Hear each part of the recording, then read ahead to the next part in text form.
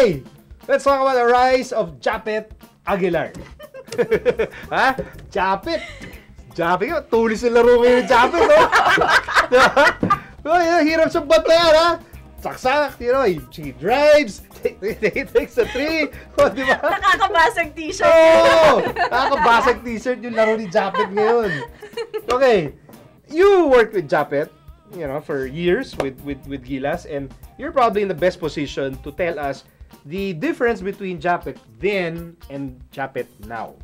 I think the confidence and the way, he's matured obviously as a player, and he's more tough, just the way he plays. Kasi before you'd see him, minsan pag nagcha-challenge na shot, paatras siya, ganun. Ngayon, hindi. Even when he drives, he's driving strong. And, I think one thing I'd like to share is before Coach Raiko left, Japeth called him, I don't know if I mentioned this, and he was just really thankful for, the experience under Coach Raiko. And he said now, he's really been serious about basketball. I mean, as in, yun lang talaga yung focus niya, basketball and nothing else. And, that says a lot about Japeth. He's really put in the work.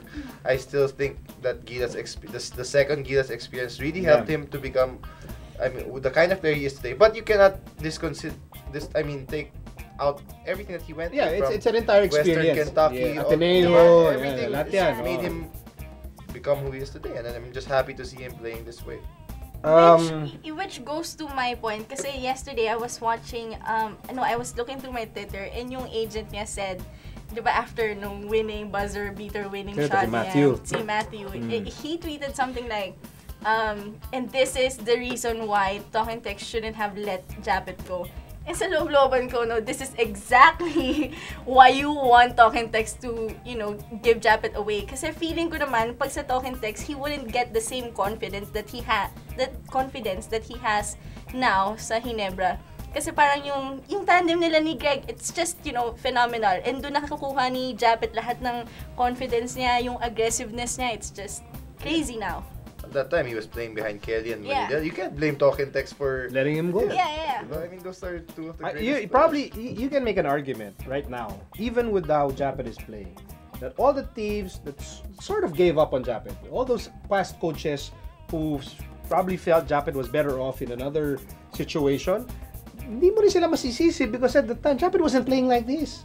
And then, they were giving him minutes. I mean, that people were saying, hindi man nakakalaro. He was being given a lot of minutes. Even Gilas, people were like, yung una, hindi siya nagagamit. But he was the starting power forward for the longest time, close to 30 minutes per game in a 40-minute game. So he was getting his time. It's just that, he's matured as a player. He's learned through his different experiences, and that's how he is today. Iba nga lang talaga yung focus ni Japeth now. I remember nung sa first Gilas, after ng game, so we were all hanging out, kasama sila Marcus Doughton, ganyan. And he was asking me like,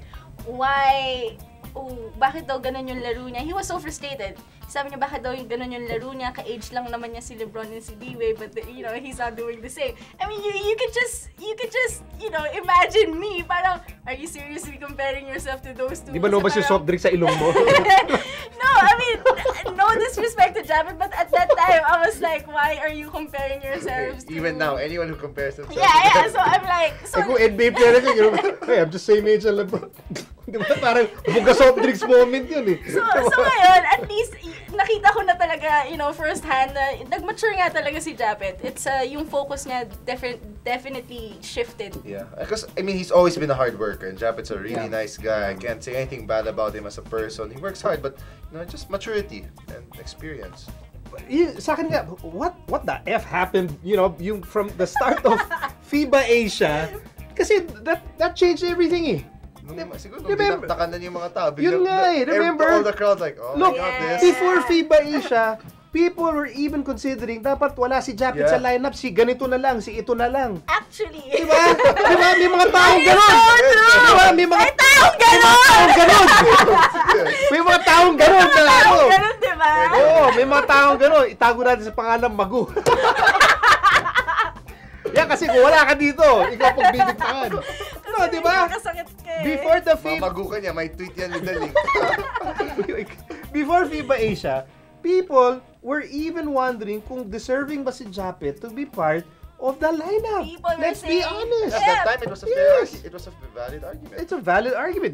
May mga iba pa, hardliners, sabi, Bobel ka na lang. And it sounded like a valid argument at the time. Now, what happened from the start of the FIBA Asia tournament and now that made this, I mean, really miraculous transformation with Japeth Aguilar? Because if anyone will tell me, hindi, ganyan na siya kagaling dati pa. No! He was not. He had the tools. He had the talent. I think he had the most sincere intentions. But obviously, it wasn't panning out. I mean, it did not translate into performances on the court for whatever reason. Now it's all working out. Now it's all coming together. Pero if anyone tells me, dati he could have done that before. I don't think so. I think what happened during FIBA was, FIBA happened and he saw how hard work pays off.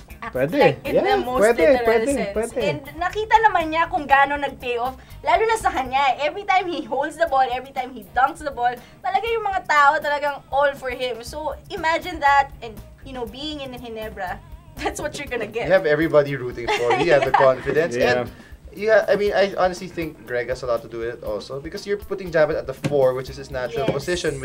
Before he'd play 5 in a lot of different teams, hindi naman talaga yun yung position niya because he likes to run the break instead of rebounding. But now he's rebounding, he's running the break, and he's blocking shots. He's making 3-pointers. Lahat eh.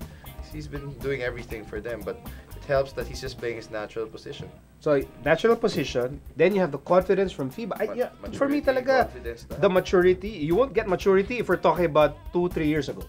And then yung FIBA experience, without that FIBA experience, baka we're still talking about potential up to this point. I mean, we're all hoping that, Japeth finds his basketball self, and now that he has found it, syempre lahat tayo masaya for him. Why not? I mean, this young man is realizing his potential and trying to achieve his dream. Yeah, I mean, everybody wishes it could have come earlier, but actually now is the right time. It's just he's 25. That's the age na. I mean, quarter life, whatever you call it na.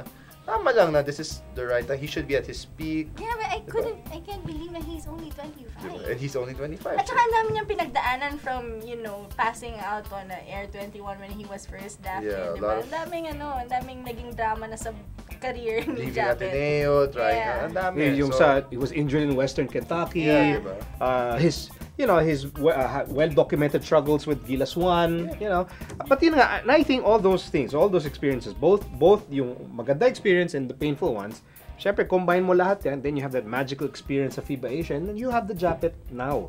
Which yun nga, parang I don't think you can make a comparison and say, well, he could have done this 3 years ago if, a certain coach or whatever, a certain team could have given.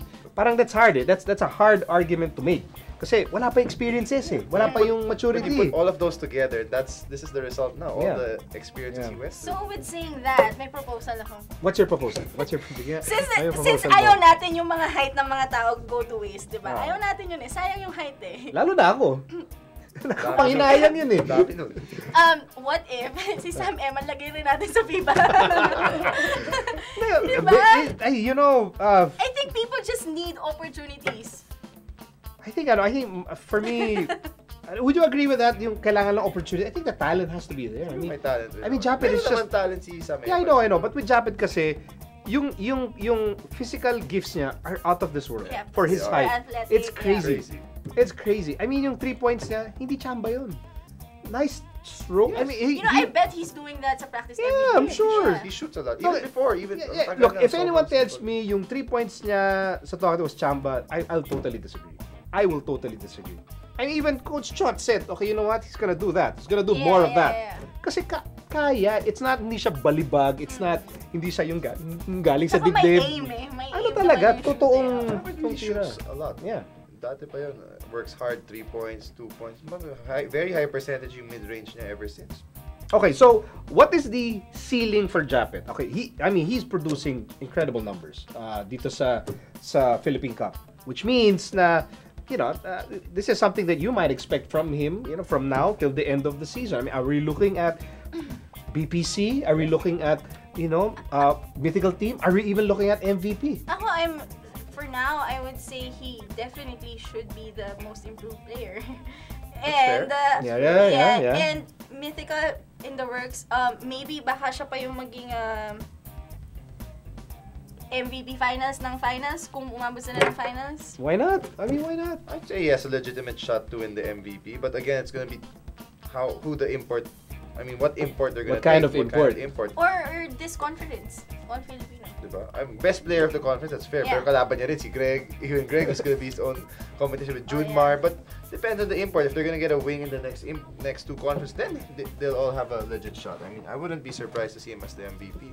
But of course, all three of us, even the ones who are absent, we're all happy. We're happy for Japeth. We speak for everyone. Yeah, we He speak just for stays everyone. consistent. Stay healthy. Stay consistent. Kasi, whatever Japeth accomplishes, yung gains niya, you have to remember, all connected yan to Gilas and how he'll perform in the Worlds and beyond. I mean, we're just looking at the Worlds, pati Asian Games, the next FIBA Asia. So, the more confident Japeth is, the better for the country.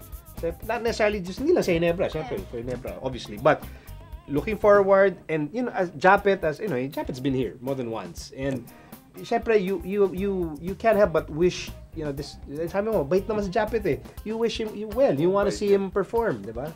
So, Japeth, tuloy mo lang yan. Push mo lang. Ataw mo. Push. Push.